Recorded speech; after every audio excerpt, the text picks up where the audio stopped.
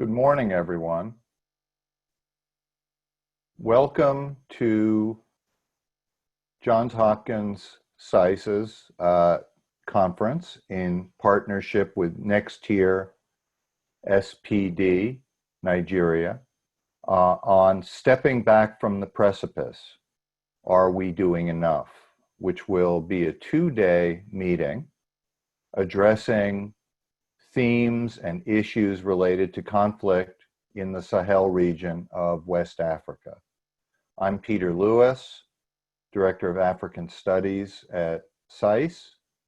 I am really delighted and honored to be collaborating with Professor Chiedo Nwankwo, a member of our faculty at SAIS African Studies and a director of SAIS Women Lead at our school, and Patrick Okigbo, the principal consultant at NexTier SPD, Security, Peace, and Development, based in Abuja, a leading consultancy in Nigeria. And I also want to acknowledge the efforts of Dr. Ndubisi Nwokolo, who is a partner at NexTier SPD, and to thank Giselle Fernandez, our student organizer, who has greatly helped with the administrative and logistic organization. Also, many thanks to Sonia Holmes and the people at SAIS's IT and events office, who really have done wonderful, wonderful efforts to make this a smooth meeting. This meeting comes at an important moment, an important time, a moment in which there are multiple insurgencies and areas of violence across a wide swath of territory in several countries across the Sahel region of West Africa. In Mali, Tuareg and jihadist groups are active across the northern portion of the country. In Niger Republic, there is an insurgency or multiple centers of violence in areas of the south and the west. Burkina Faso, which had previously been a relatively peaceful country prior to the last 3 or 4 years, has seen a rapidly growing insurgency and a seriously deteriorating security situation. In Nigeria, as we are well aware, Boko Haram and the Islamic State West African Province, or ISWAP, has been active across much of the northeast in Nigeria, and there are increasing challenges and threats from bandits and other independent groups in the northern and northwest portions of the country. In addition to these major hubs of violence and centers of insurgency, there have been episodic or fragmented elements of violence in Chad, Cameroon, Algeria, northern Ghana, Mauritania. These conflicts are often local in origin, but they are increasingly shaped by networks of arms, ideology, and collaborative relations among protagonists. And the current situation that we find ourselves in has rapidly or progressively developed over the last decade, but it's changed fairly quickly. If we think back just 10 years ago, jihadism in the region was limited and contained. For many analysts, the question of insurgency and violence in West Africa, if you will, the dog that didn't bark. While there was certainly a lot of aspiration on the part of international jihadist networks,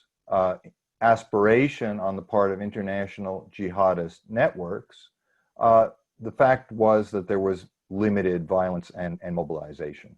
But this changed probably beginning in 2010. We can trace the timeline in different ways, with the transition of Boko Haram to a terrorist strategy, followed in relatively short order by the collapse of the Gaddafi regime in Libya after foreign intervention, and on the heels of that, a coup in Mali in 2012. These new developments created or encouraged new circuits of small arms and light weapons and migration of fighters across the Sahel, emanating importantly from Libya and southern Algeria, going through Mali, and then filtering through the south and the east. The rise of the Islamic State in Iraq and Syria also created a new focus, an international hub, and a set of networks for jihadist groups. And this was, if you will, an accelerant to mobilization, organization, and violence across the region. In the course of these 10 years, with the emergence of new sources of weaponry, organization, and ideology, the challenges have been extremely trying for governments in the region. Several governments have fallen, Burkina Faso, Mali, notably. Security conditions have eroded across the area. Counterinsurgency assistance by the US and other external powers has not been effective in stemming or containing the challenges. The regional joint task force centered on Nigeria, Chad, Cameroon, and Niger has had tactical successes, but not a sustained effect in managing conflict. And so we're very glad and excited to be partnering with NexTier Security, Peace, and Development, SPD, in considering the causes of instability and conflict in the region, the different trajectories and goals of armed groups, the capacities and limitations of governments and state security forces, and the possible opportunities for stemming conflict and advancing stability. Today's session will focus on drivers and causes of conflict in the Sahel, especially political and military concerns. And tomorrow, the panelists will focus on opportunities and solutions for addressing conflict in the region. Development and governance concerns will figure prominently. We're really fortunate to have an outstanding set of panelists and discussants for both days. The conference will be thoughtful, informative, and I think it will be a very rich set of conversations. So at this point, I'm glad to introduce Patrick Okigbo, the principal and founder of NexTier SPD, the leading consultancy in Nigeria today on issues of security and development, ranging from power sector reform to the containment of deadly insurgency. He has been instrumental in working with the Nigerian government and international organizations on policy approaches to the Niger Delta, northeastern Nigeria, and violence-ridden central areas of the country, and he comes to NexTier from a long and distinguished career in both public and private sectors in Nigeria. So without further delay, welcome to the conference, welcome Patrick, and we look forward to today's deliberations.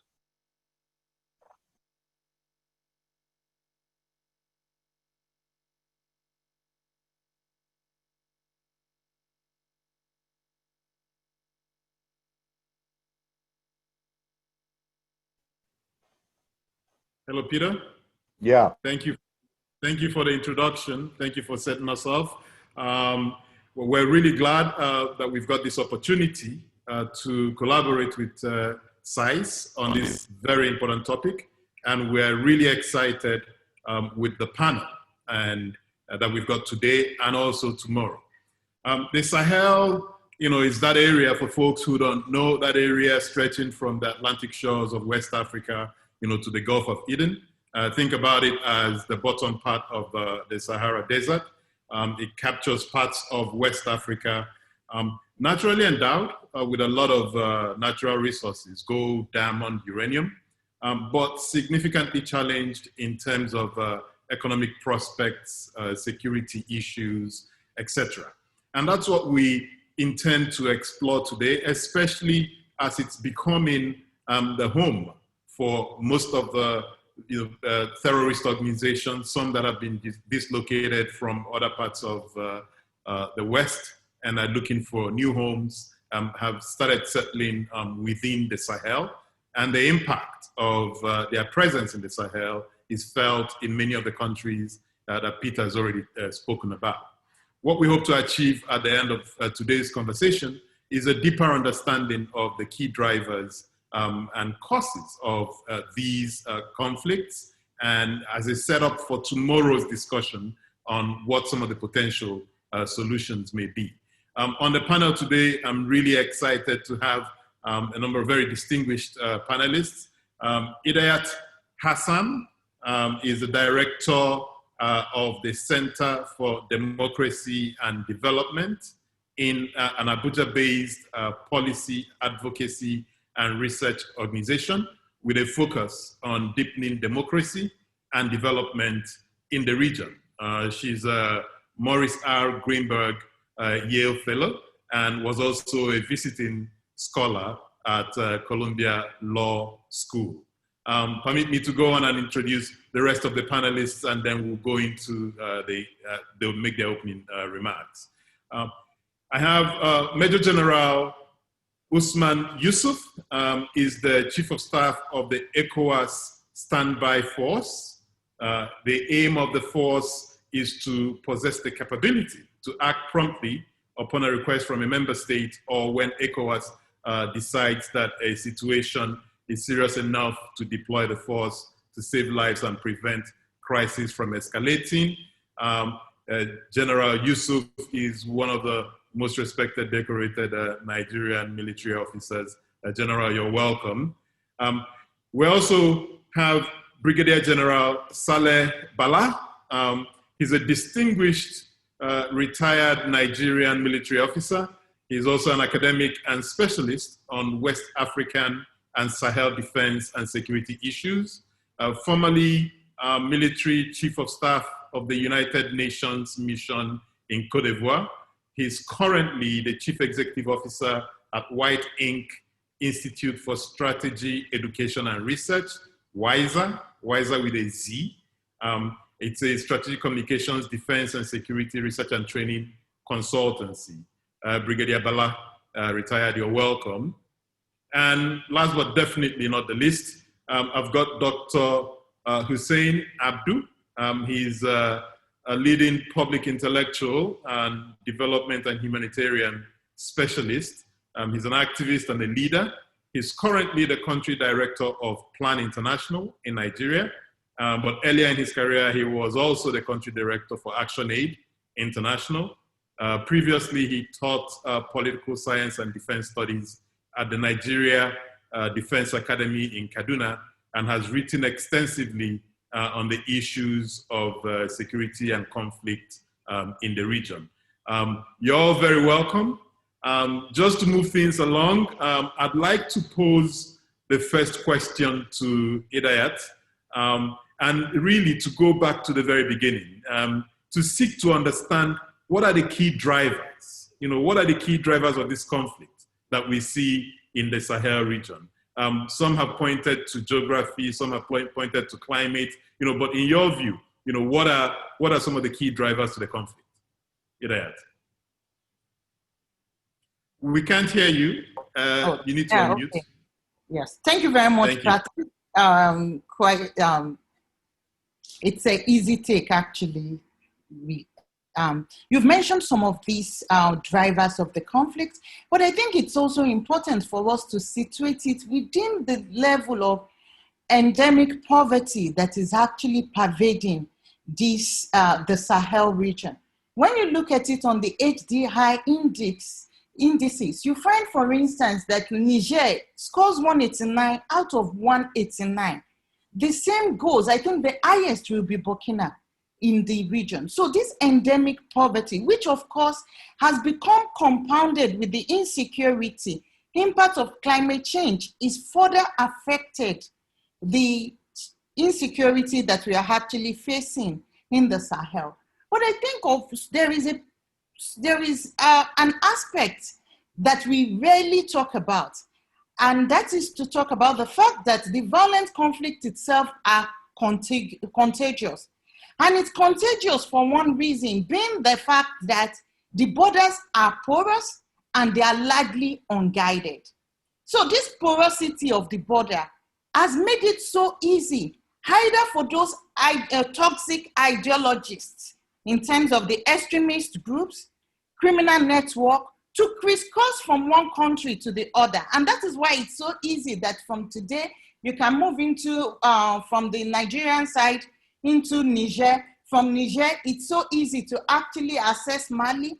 From Mali, we are already in Burkina itself. And different parts of these countries are affected. And it's one issue, and it's an aspect of the conflict or the solution that has not been exploited enough. We have not come up with strategies in terms of looking at the foot soldiers in this interlocking conflict and how the porosity and the unguided nature of our borders are actually contributing to this. And I think one other point I'll mention, since there are other speakers on the table, is also the fact, the absence of the state, the weakness of the state, a very fragile state, where, for instance, in Mali in 2012, we act more on the breakdown of decentralization as a causal factor for the conflict in northern Mali then.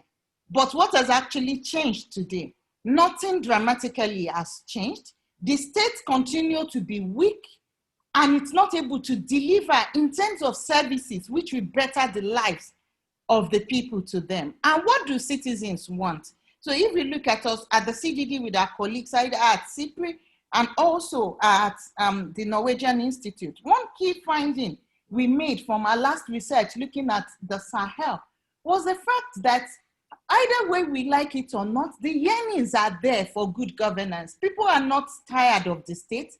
Instead, they want a stronger state that is able to address all the lingering crises and provide services. Excellent. Thank you. Thank you, Idayat. Let me move to General Bala. Idayat has touched on some of the points, but I'd like to hear from your point of view, what you believe are some of the key drivers that maybe she hasn't touched on, or some of them that you want to really emphasize on. You may need to unmute as well.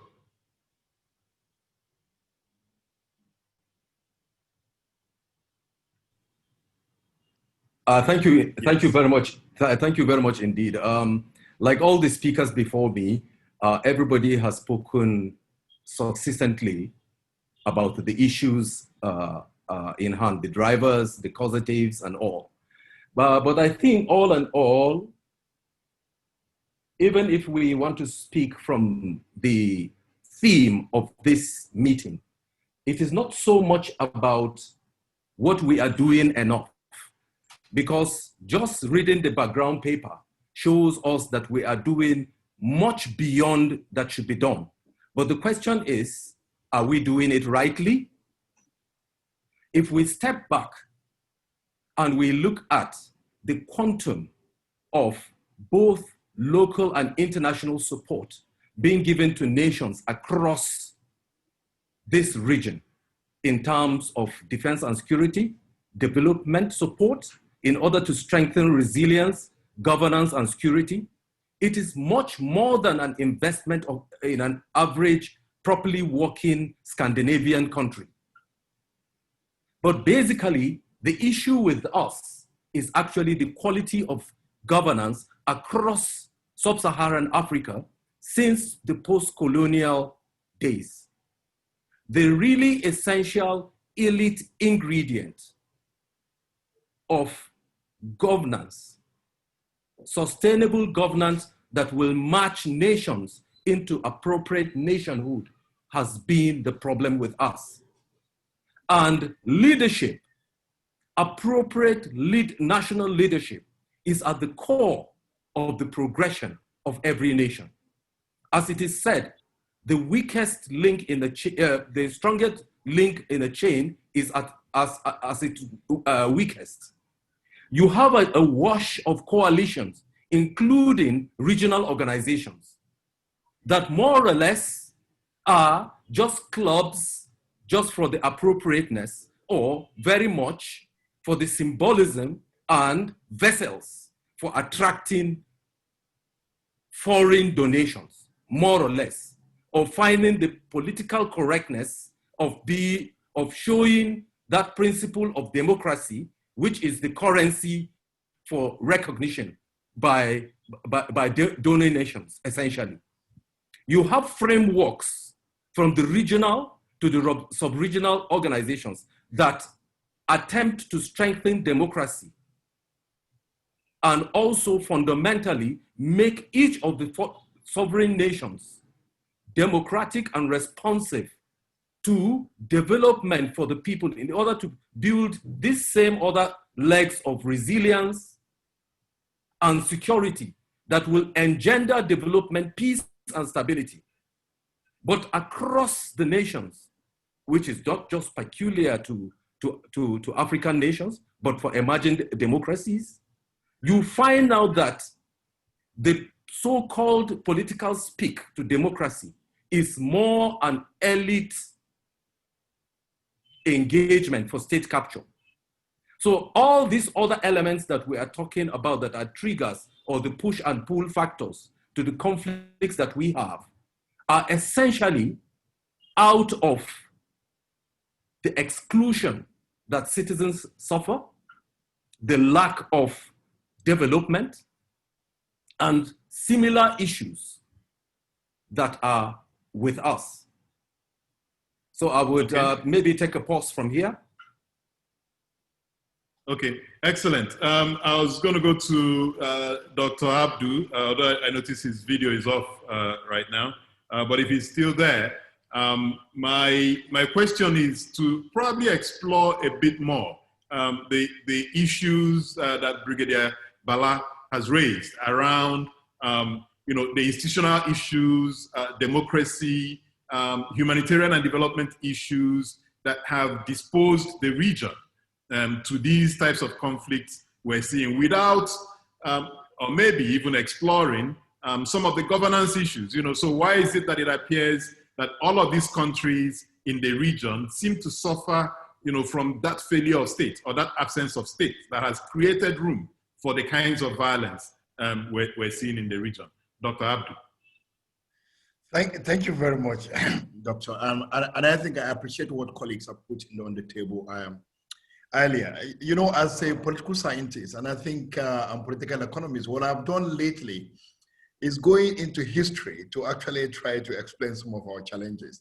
And many times, because I realized that of late, we've become so empiricist, and therefore we lose touch of certain reality that may actually be driving our situation. This region has historically been actually a relatively unstable region within the Sahel. It's been relatively unstable right from the pre-colonial time. There was a time, particularly in the 19th century, where all you were having were actually huge jihadi strength. It was a huge jihad birth. And consistently, for almost 80, getting to 100 years, there were different phases of jihad. And the last, probably the one before the last of that jihad, was the one in the Sokoto Caliphate, the one that led to the institution of the Sokoto Caliphate. It is also a very deeply mobile region, and therefore you have huge rapidity of empire building and empire collapsing. whether you talk about Mali or you talk about Songhai or you talk about Sokoto or you talk about Kanem Borno, you find that rapidity in the quickness in which empires emerge, and that itself, it was a reflection of the historical instability of that place. So why is it so? Why is it that's unstable? One is the geography. The geography is a very important player. It's a very open, vast place with terribly unstable climatic condition. And because of that instability, you find a huge level of movement across different regions, the same people. And that actually informs the character of ethnic spread. Whether you talk about the spread and the size of the Fulbe ethnic group across that region, or you talk about the size and the spread of the Hausa across the region, or you talk about the size and the spread of the Kanuri across the region, or you actually talk about the Taurage across the region. It is one region where ethnic groups are not localized in the traditional state formation that we have. So that reflects the mobility. So I just wanted to get into history for us to actually understand that we are probably not dealing with a new phenomenon. We may be probably, and this is a hypothesis, I'm not concluding on that, we may probably not be dealing with a new phenomenon. That probably we are dealing with an old phenomenon that is actually being triggered by new realities. And what are those new realities? One is the governance crisis, governance and the economic crisis that others have mentioned earlier, which coincided with or is coinciding with demographic crisis. It's a huge demographic factor into this conversation. Look, if you have a huge economic crisis and you don't have demographic challenge, you may not have big problem like we're dealing with. If you have a governance problem and you don't actually have, it's not combining with a demographic challenge, you may not actually have what you have. And that was probably what actually happened, even during the colonial time, that there was a demographic depression in terms of young people and all that. You didn't have that much during those periods. And the colonialism was actually able to hold down on the number of states and went through extreme pacifications and put up. But we have seen a significant change in the demographic structure of this region in the last 60 years.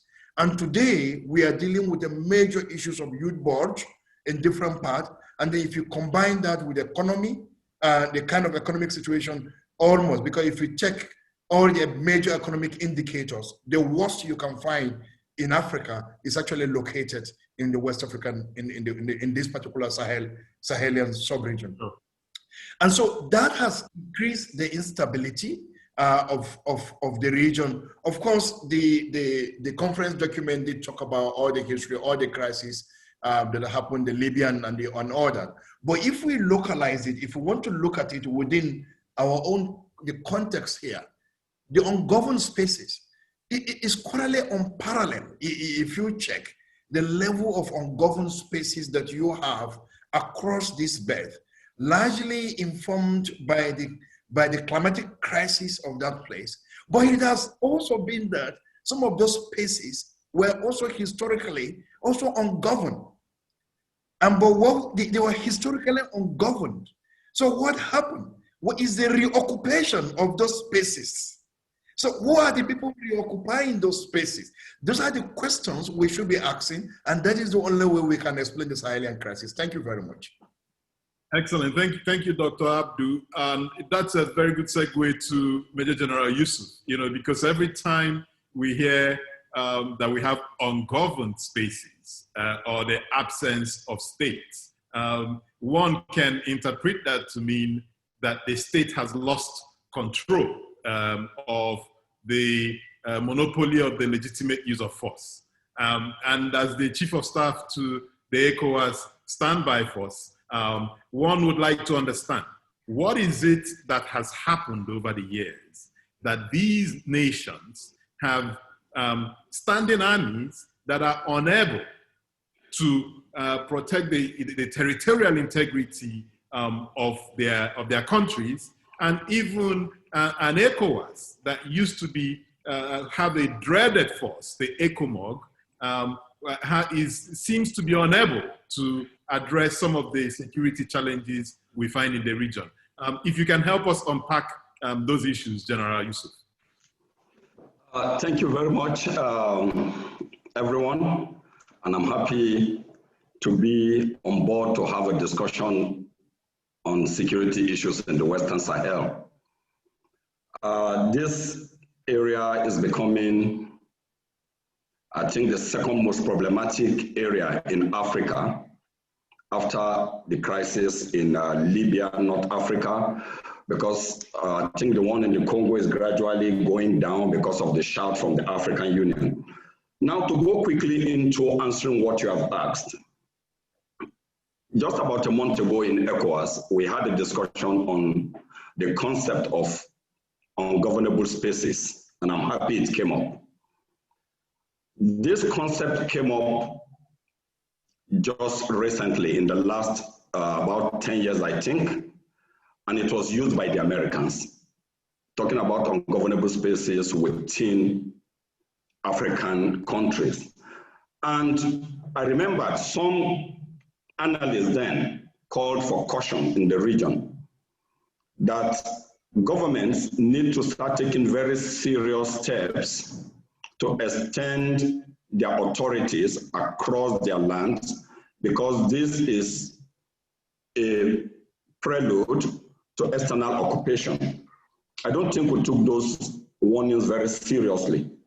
But let's look at the crisis in the Western Sahel. Like the last speaker said, this has been an area that has seen the fluidity of movement, and it has been enhanced by the ECOWAS Protocol on Free Movement of Goods and Services. This should be highlighted because in the whole of Africa, ECOWAS is the only region that has this protocol and is implementing it. No any other region has this protocol of free movement of goods and services and people move. So while it is a plus for ECOWAS, enhancing integration, promoting trade, it has also enhanced the movement of criminals across boundaries. One of the things we have seen that is causing the problem in this area, which you highlighted, the issue of resources. Now, let me take Burkina Faso, for example. What we have discovered at ECOWAS in the standby force headquarters is that the whole of the northern Burkina Faso area is very rich in gold, extending to the western side. And the northern part creates a corridor to Mali. So what has happened is that the insurgents have displaced the 10 security agencies deployed in these areas to create a corridor between Burkina and Mali, which also serves as a smuggling route for cigarettes, alcohol, and other products. But apart from that, what this corridor has created, what we have found out of recent, is that gold is being stolen in Burkina Faso in large quantity. And I think because of what Europe did, because of the crisis in Sierra Leone and other places, when they started fighting against blood diamonds and other things. So what happens now in Burkina is that these golds are not refined in Burkina.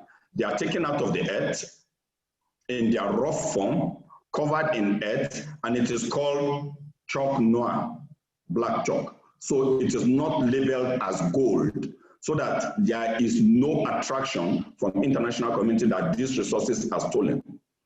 And they find their way through northern Burkina to the west and drops into Côte d'Ivoire.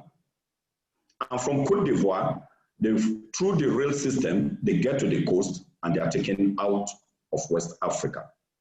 So the connection we have made here is active connivance of state actors and the so-called terrorist group or criminal organizations. So they've created a corridor for the movement of this resource down and export. We also found out that why is it so easy to recruit the youths in this area? We're talking about youth bulge, we're talking about economic problem, we're talking about the absence of governance. We also discovered that over the years, for over 20 years, Saudi Arabia has been in Burkina Faso supporting education. But the education they were supporting was the Islamic education, building madrasas. These are reports we got from the Burkina-based and security agencies interfacing with them now. They were building madrasas in all this northern area and everything. Western education was neglected. So moving forward with modernization, government, democracy, and everything, most of these people felt shortchanged from the system. And there is this anger towards the state and those that they feel were educated in Western education and they've been left out. So it became easy for them to be recruited. So the issue of development and education is key in reversing what we are seeing in that area. It extends into Mali. Now, going further to Mali, some years back, I think around 2011, 2012, the leader of the Azawad movement in northern Mali was interviewed on Al Jazeera. And he said that the Azawad population sent their fighters to northeast Nigeria to partake in the war in Boko Haram, and they make money for their movement for the fight, for the liberation fight in northern Mali. So if Boko Haram operation is lucrative, where you send fighters from Mali, then how is Boko Haram making money to pay all these fighters that are coming? Which the last speaker spoke about, the fluid movement of people across the boundaries and everything. One of the things we must understand is that at the beginning of the fight of the Nigerian government with Boko Haram about 15 years ago, the Nigerian government reached out to all the countries in ECOWAS and requested for support in the fight, not to send troops to Nigeria, but to block their borders so that their children and their citizens are not recruited by the extremist groups to come and fight in Nigeria. Everybody neglected Nigeria at that period. They felt it was a Nigerian problem. And this brings to fore also the problem we have in ECOWAS between the Anglophone and the Francophone speaking. And it is existing till today that I'm even the chief of staff of the ECOWAS standby force. If you push it back to 1990, when Nigeria championed ECOMOG, Guinea was the only French-speaking country that joined Nigeria in ECOMOG operation. Niger came in reluctantly only when Nigeria agreed to fund completely the participation of their soldiers, including kitting, not just allowances, including kitting. When this fight was going on in northeast Nigeria, all the call for collaboration in the sub-region was neglected. Nobody assisted. And there was also the issue that, look, most of the fighters coming to fight in the Northeast were recruited from neighboring countries. So in December 2014, when Damaturu was attacked, over 100 fighters in Boko Haram that were killed came from Benin Republic. And the few of them that were captured said they were recruited to come and fight and they will be paid after the fight. When the Nigerian government took this up with Benin, that was when Benin Republic, which is not even close to the Lake Chad region, joined the MNJTF to assist in the fight. So what they did was align with MNJTF, strengthen border security along their borders to prevent their citizens from joining Boko Haram. So what we have also seen is that most of these people who have moved from different regions to join insurgencies to fight, when the push became so hard and Nigeria hits back, some of them run back home. And because they have nothing to do, of course, they are ready-made and they are ready to be used in their own area. Now, the issue of ungovernable space, yes, food soldier. Then the issue of ungovernable space and security. One thing we must realize when we're discussing the security of West Africa, if you take the Nigerian armed forces out of the equation, the West African sub-region is fragile. Almost all the French-speaking countries had a defense pact with their colonial masters. And what they told them is, you don't need a big army. Just have a ceremonial army that will do the ceremonial parades, a little bit of internal security operations. You have the police and the gendarmerie. In case of war, we will protect you. And we've seen the fragility of that policy now. These people are unable to control their own security.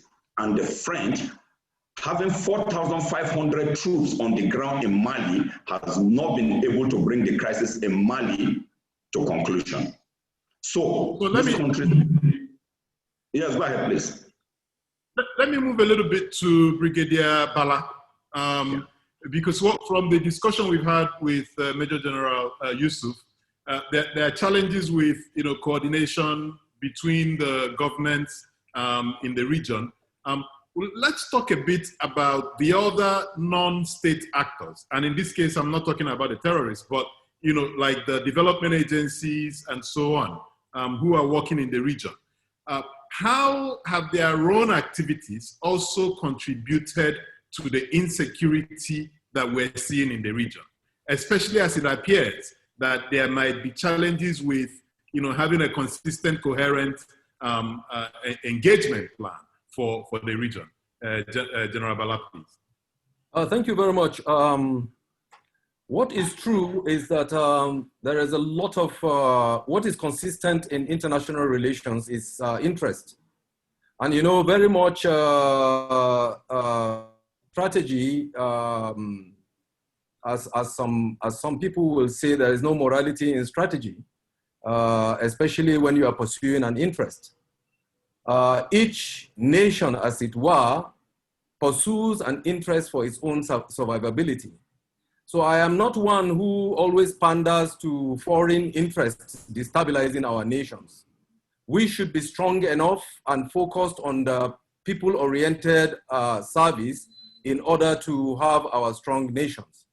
But we have a problem, yes, that we have not been able to develop capacity around our nations to be able to sustain our surge to nationhood.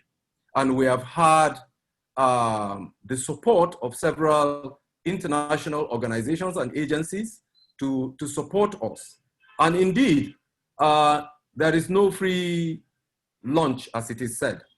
So as these organizations indeed pursue their interests, like you have a wash of several nations, both by political and diplomatic agencies and their military around the Sahel, providing service in the sense of supporting our state and regional effort at finding stability for development. So do they also have their own national interest. So it is like going back to my opening address, that until we realize that the destiny and the peace and stability of our nations for the well-being of our own people rests with how well we're able to build the leadership mechanism of our various states to be able to deal with the push and pull factors that engender violent extremism up to insurgencies and terrorism, we will just continue to beg the issue. The level of funding we have seen from the European Union, from the French, from DFID, direct from their governments, as well as from their development agencies, for which, if counter-funded or counter-supported by the development strategies and funding from our various states, all these issues of the youth bulge, of the exclusion, which causes the protracted insecurities that we have, that leads to civil wars, sectarian crisis in our various nations, would be mitigated. Indeed, conflicts and crises, even in developed democracies, as we have seen today in the United States is in crisis, but it has strong institutions. It has strong civil society that are able to challenge whatever segment of the society that is bringing the issues. There were long debates over fracking, as we know it, until the sense was won that they needed fracking in order to deal with that sector, with that section of the world, which is causing them and holding them to ransom because of the power of oil. Yet today in the Nigeria's Niger Delta, we are still struggling with environmental degradation, with underdevelopment, with the poisoning of the environment. Sure. So we're going to, General, just to, I want to pull Hussain back in before we go to Q&A in about 10 minutes. Hussain, Dr. Abdu, you know, many of these development agencies have their stabilization plans, you know, their assistance, technical assistance to the various governments. They've been in there for a number of years. There is a sense that, you know, many of these plans are not working.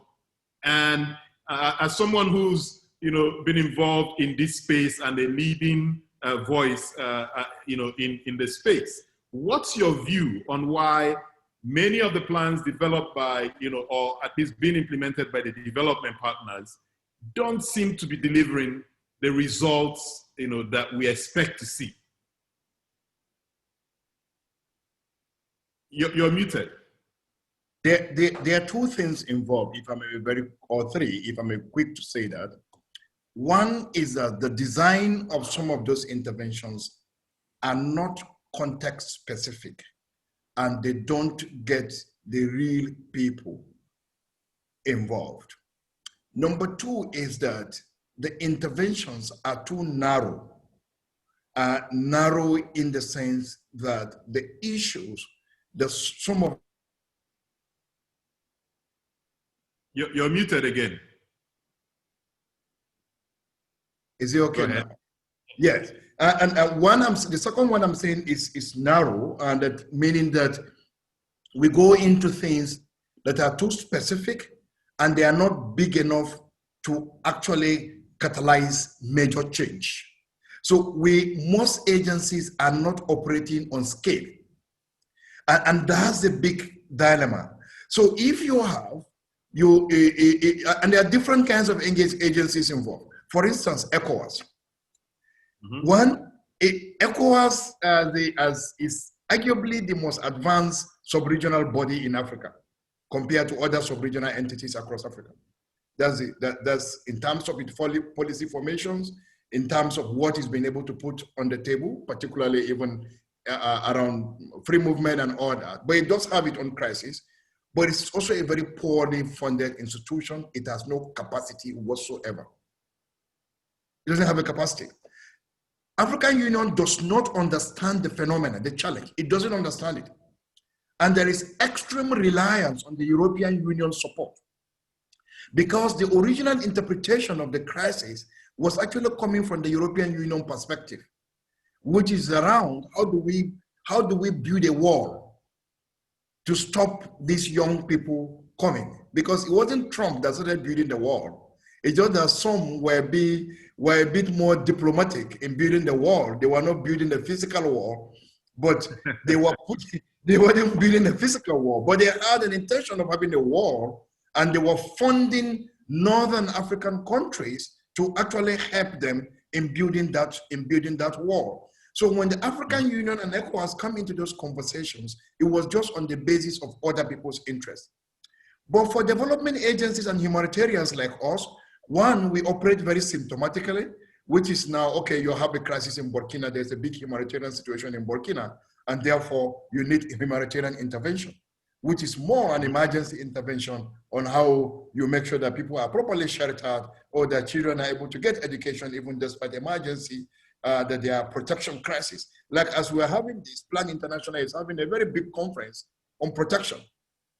And so these are narrow issues that does not change the realities in this space. So each of these agencies pick up to these narratives, and we are not able to operate on scale, in a scale that is very transformational.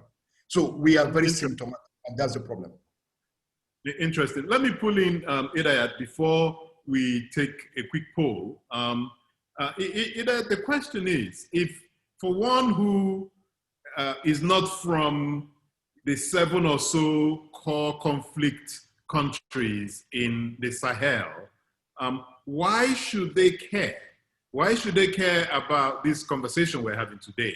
Yeah, I mean, if you're from Nigeria, you probably care because some of the effect of the conflict in the Sahel is already manifesting in Nigeria. But there are a number of other countries within West Africa, within the Sahel region, that are not impacted. Why should they care about these issues? If you're there, you might want to your.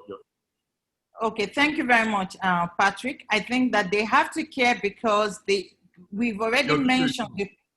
Okay, my video is off. Yes, they have to care because we are all in this together and we are living, like the generals mentioned earlier, we have the ECOWAS free protocol, which allows people to move all over. And if you look at it at a point in time when there were lots of attacks in Burkina, it was edging at the borders of Togo and Benin. So these are real threats.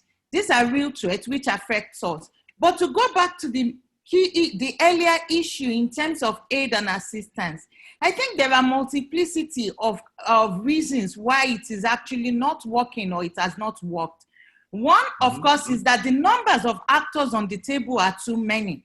So you have the G5 Sahel, you have MNJTF, you have France, you have everybody who is interested in this. So people are operating at different levels.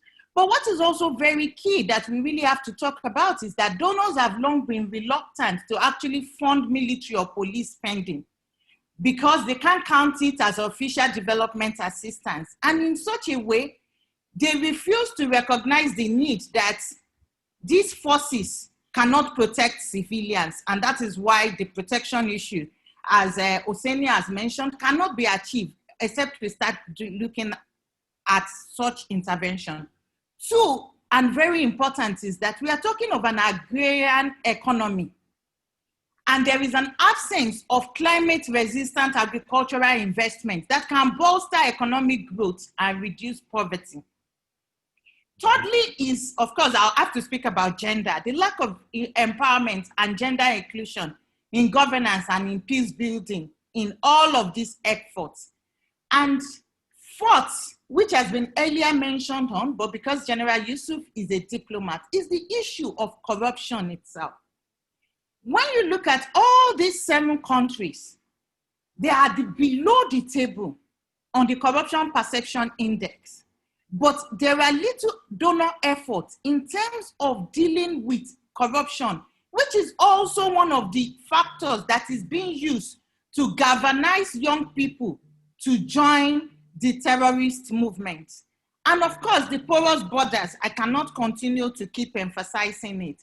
There has been lots to do done about the porous border, particularly when you look at facilitating the spread of small arms and light weapons. But most of this has not actually been matched with action. So you can have conferences, then at the end of the conferences, what exactly is actually being done to stem the movement of illicit trade in these small arms and light weapons, or the gold that is actually put in the charcoal sacks and transported to Côte d'Ivoire, then to every other place in the world? What exactly has been done? Thank you very much. Excellent. And I know we're going to run a poll very quickly, but I wanted to get another question into General Bala. Oh, the poll is on the screen. Okay, let's take the poll. The poll question is, do you think it is in America's strategic interest to help solve the Sahelian crisis? The options are very clear, very much so, somewhat, I don't know, Not at all. If the audience can quickly vote on this poll, thank you. And we will share the poll results.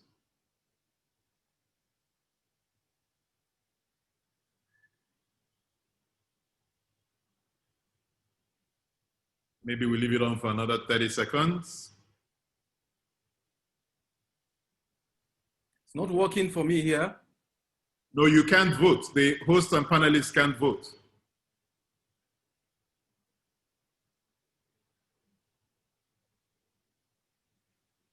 Interesting. So I think it's very clear that most of the people on the call believe that American strategic interest to help solve the Sahelian crisis is very much needed. I mean, that's a good almost 80%, 90%. Excellent. So we've got a number of questions from the audience, and let's quickly take some of them. There's one from Ben Mosu of the Institute for Democratic Studies, University of Nigeria. Do you think that the informal networks and interactions amongst the warlords in the Sahel need to be understood in terms of how they cooperate in some areas of mutual interest? Example, illicit trade in drugs and minerals, and then have discordant positions on how to engage with the political authorities. Let me go to General Bala on this one. Thank you very much, Pius, for giving me the difficult one. Well, the relationship between the warlords indeed and the criminal organizations in transnational crimes is indeed a given, because these organizations need to fund their war economy and also to exert authority within their territories. So it is a given that the illicit arms dealers, of course, are hand in glove with the warlords, because arms are the foremost element of currency of necessity for the warlords. But the warlords also need, like any state, to take care of its fighters, to take care of the people that are under them. So very much it is a given that they have a common interest, that they are all agents against the state who do not believe in the authority of the state. So they do collaborate on several areas, like I have mentioned, in funding their economy and enhancing their various operations. So it is very, very important that the state understands this, especially for what I must add, that in the African context, as you would find, we are very, very urban-centric, and that development is very urban-centered, and there is huge neglect of our rural communities. And this is where this is the so-called ungoverned spaces that are left, and they are becoming increasingly fluid, for which urban crimes, particularly if you take an example in Nigeria, the kidnapping, and indeed, very much our rural communities in the northwest and central, political regions are increasingly fading away because of the dominance of the bandits that we have with several colorations. Thank you. Yeah, so there's another question here from Zaid Hamu. I'm sure I didn't get that pronunciation right. My apologies. But the question is around sometimes, the blanket security measures that are being prescribed for the Sahel, where employing the right strategies to target the fragile communities in the region. So for example, there are border communities that depend on the cross-border trade, for their livelihood. And if we, for instance, close the borders, that introduces new risks, for these communities. So are we blanketing, and that's the word he used, blanketing in our solutions because of security concerns, or wouldn't it make sense to take a much deeper look at these various communities in coming up with security solutions to the conflict. Dr. Abdu, if you can attempt to address that. Your video and audio are off. Video, yes. Yes, I think lately one of my last piece of work, latest piece of work was on border community, and I was looking at a particular border community between northern Nigeria and Benin Republic. And one major thing is that, yes, what is clear is that there is no consciousness of border when you go to some of those border areas. And therefore, lives for them is actually the same. And so when you close down borders, it doesn't, in the real sense of it doesn't work, because our borders, the kind of borders we have that runs into thousands of kilometers, is not actually not policeable. You can't police those borders. All you just do is that you close down the formal route, and then people create the informal ones, and then life continues, albeit with difficulties. So I think the solution is not this simplistic closure of borders. What it requires is that we need to strengthen and develop our border communities, and in a manner that is very empowering, which basically we are actually referring to diplomacy at the border level. Because at the moment, what we have is state diplomacy at the highest level.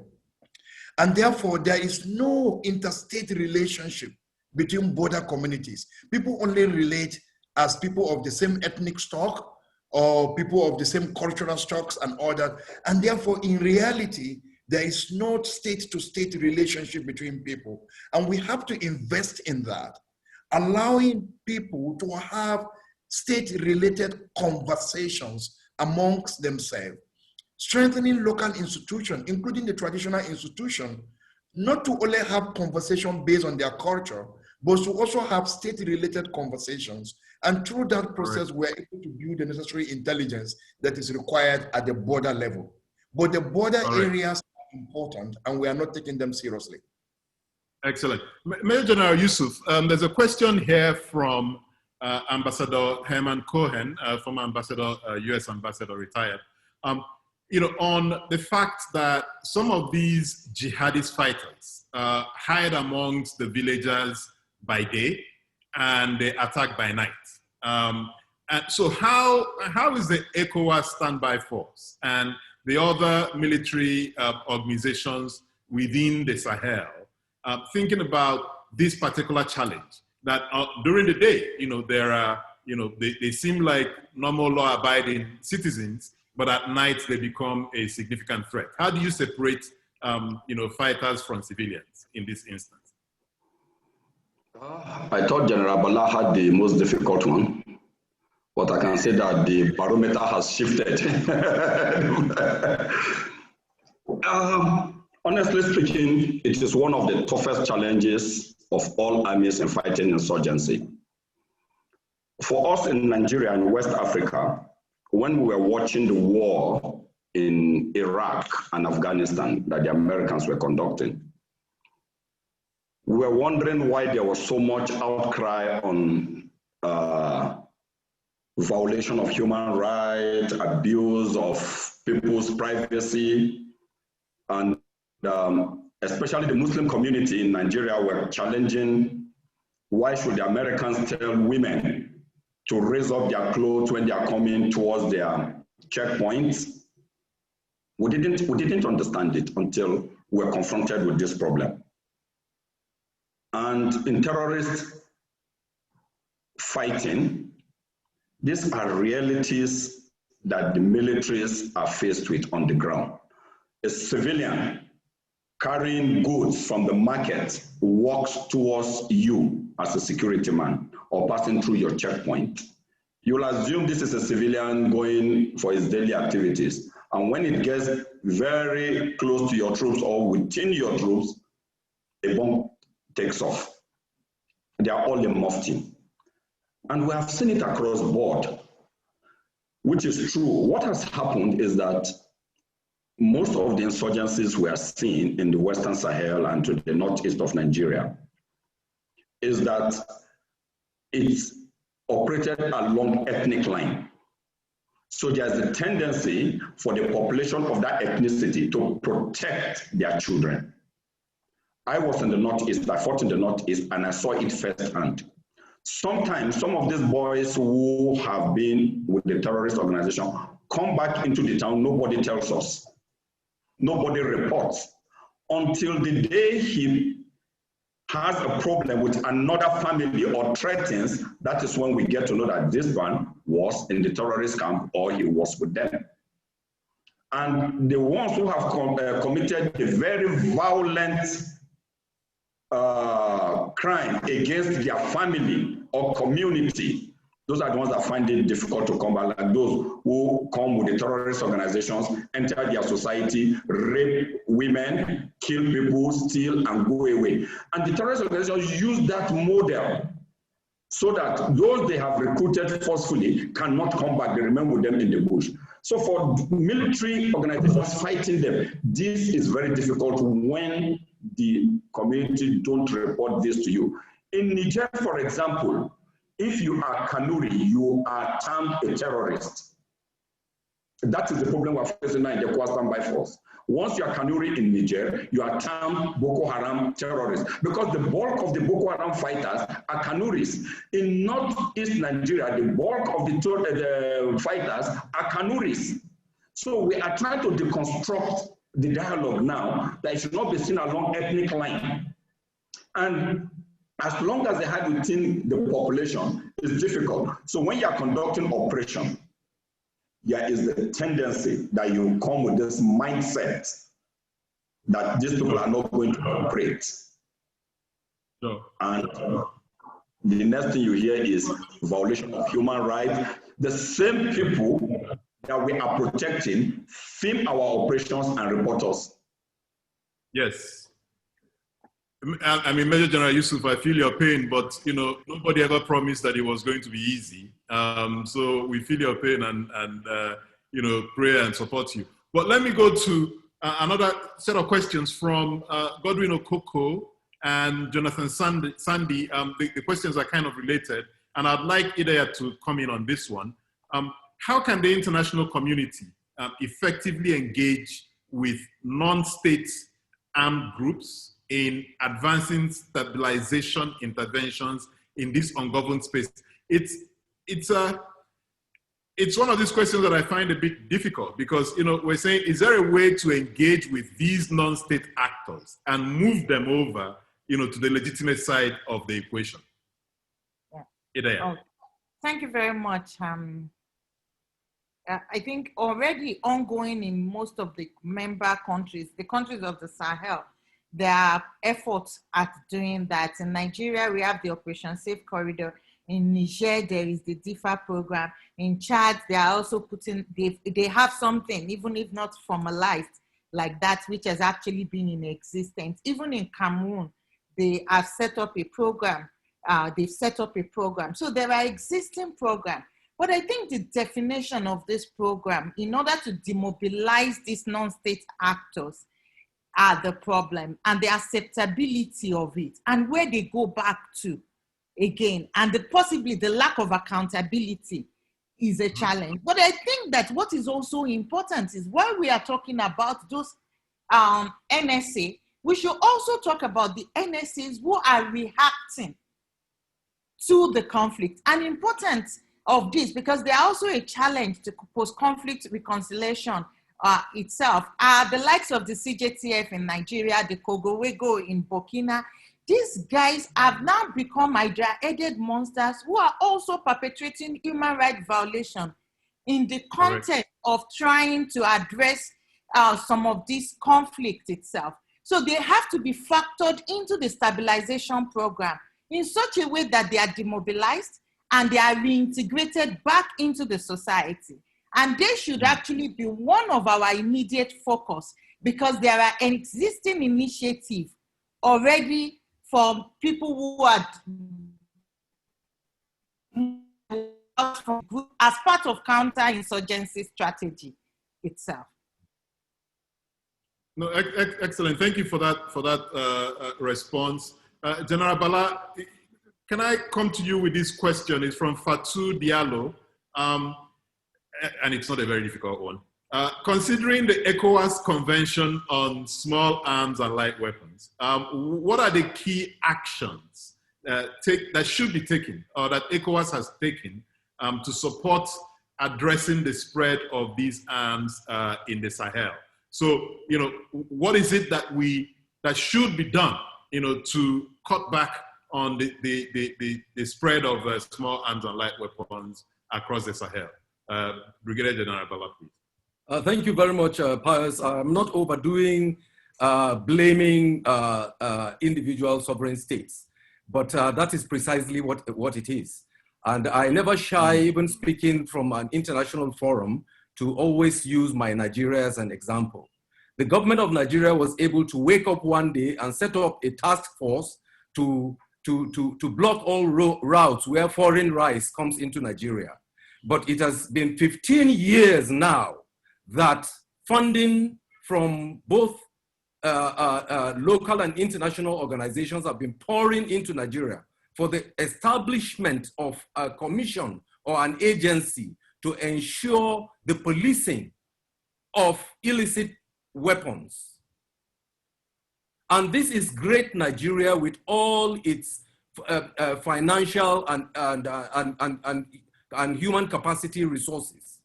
We play to beg the issue of the control and policing of illicit arms and small weapons. It is left to be seen how many nations in the sub-region have these agencies empowered enough, like the EFCC or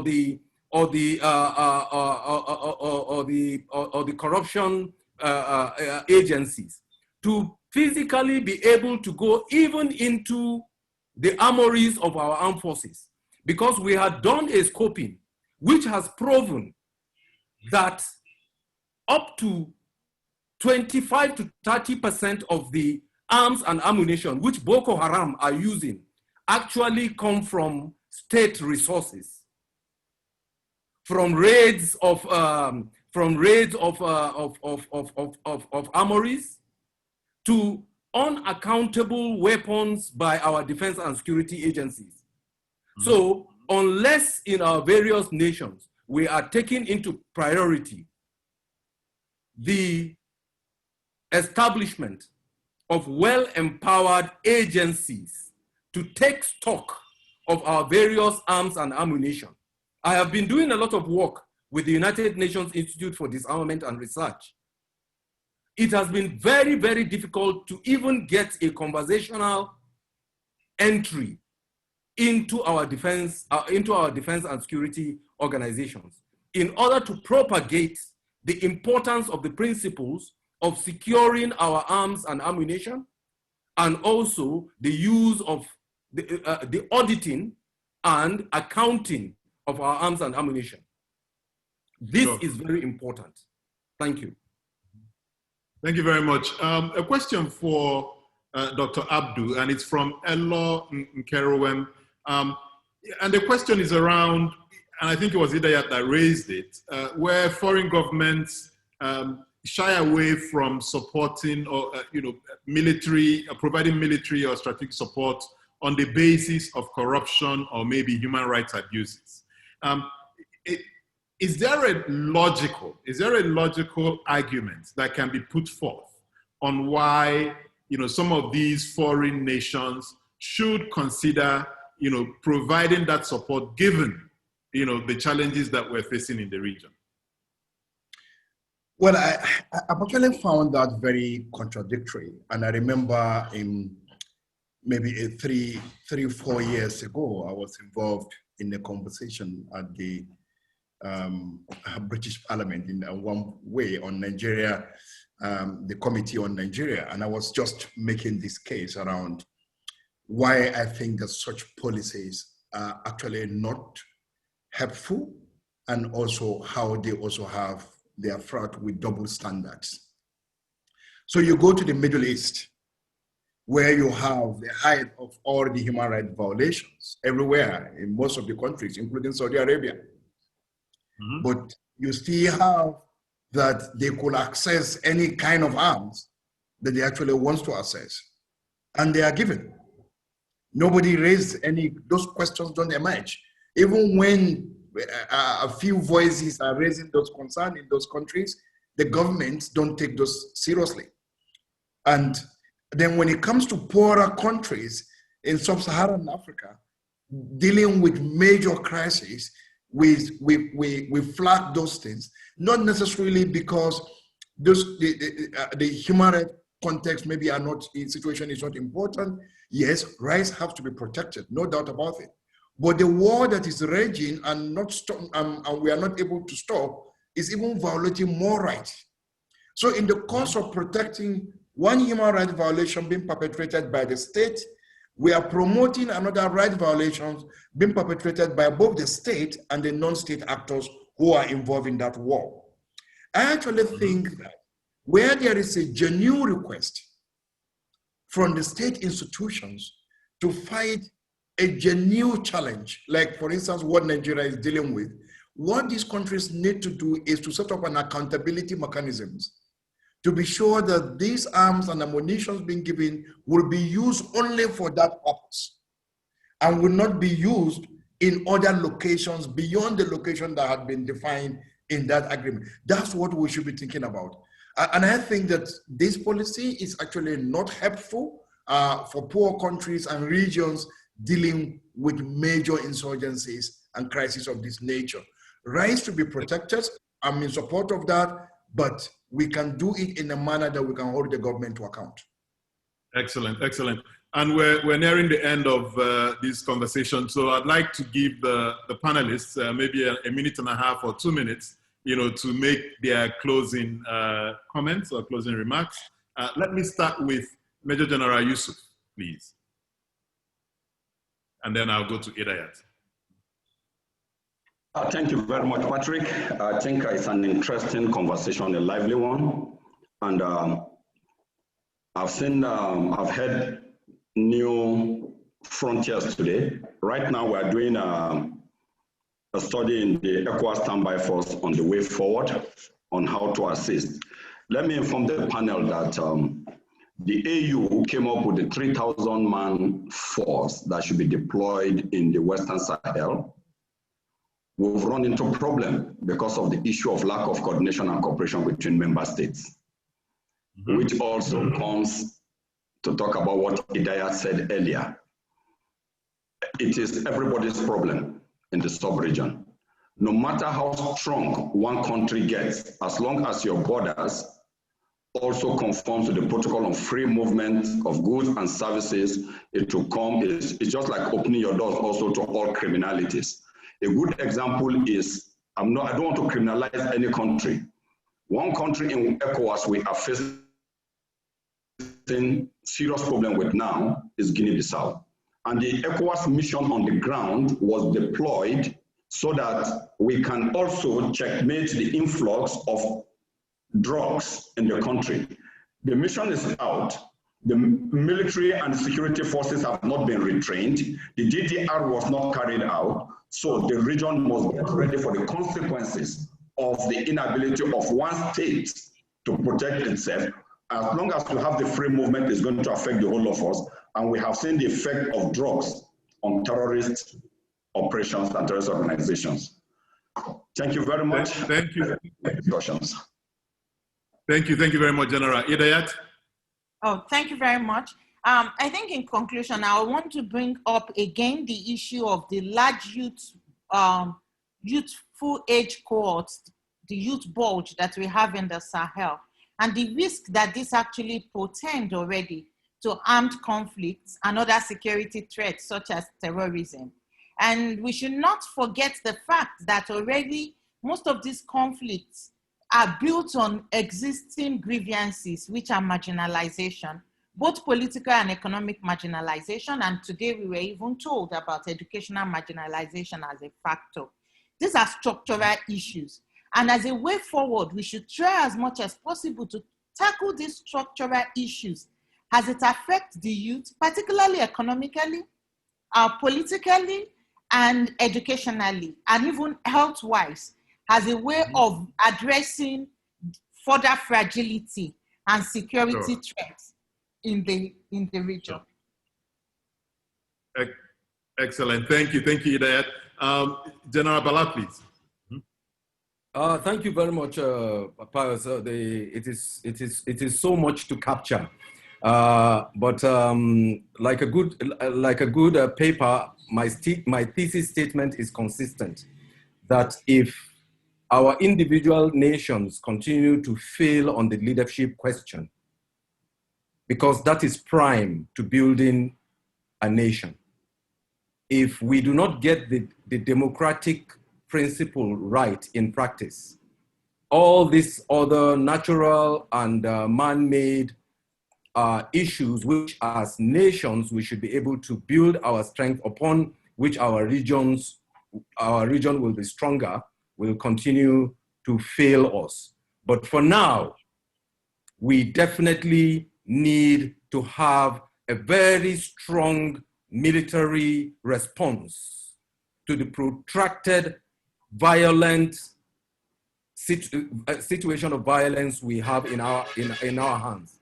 Yet it must run concurrently with development and inclusion. Thank you. Thank you very much. And Dr. Abdu? Thank you, and thanks. Also, I want to join Dr. Patrick to thank join colleagues to thank you for moderating this session. For me, it's very important that we look at this situation from both historical, political, and the economic drivers of these issues. There are a lot that we can disaggregate, and the best we can actually do is to actually have a more comprehensive response to it. How are we connecting different actors in terms of what they are doing? So the lack of coordination is not just between states within the region, but the lack is also within development partners and actors. And I think that we are not having enough conversations around these issues on how best we can deal with those concerns. And it's like more each of these actors sometimes are acting independent of each other, and everybody is defining a very small, picking a small stuff or top for itself, and therefore no proper coordination. There's a major humanitarian crisis, of course, Nigeria and Burkina, to use those two as an example, which are the most recent ones. And it's important that we respond to those crises, but it's even more important that we respond to the drivers of the crisis.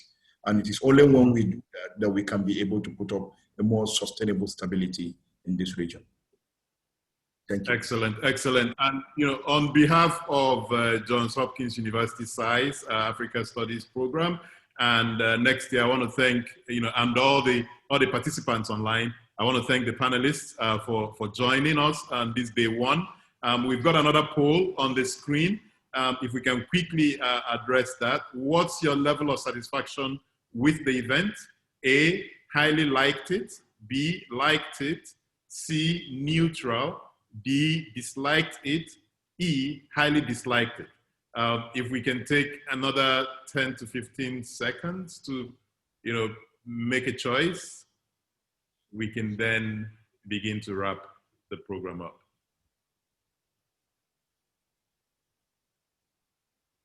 Thank you for responding to the polls.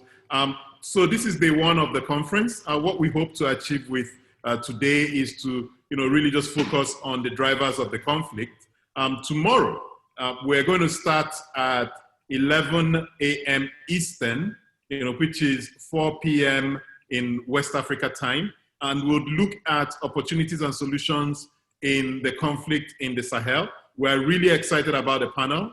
They will be addressing some of the points that have been raised on day one. Dr. Susanna Wing, author of Constructing Democracy in Africa, Mali in Transition. She'll be on that panel. Nnamdi Obasi, Senior Advisor on Nigeria for the International Crisis Group. Professor Ukiwo Ukoha, who's the Technical Lead and Conflict Advisor at Managing Conflicts in Northern Nigeria. Esther Daramola, who's of the Directorate of Early Warning at the ECOWAS Commission, and Mr. Thomas Schiller, who's the Director Regional Program at Konrad Adenauer Stiftung in Mali. And the panel will be moderated by Dr. Chiedo Nwankwo, who is the Director of SAIS Women and lead and lecturer in the Africa Studies program. We really hope that you can join us tomorrow as we then focus on the answers to the drivers that we've discussed today. And on that note, I say thank you very much to everyone who's listening online, and to our panel, thank you for being very gracious with your time and your responses. Thank you very much.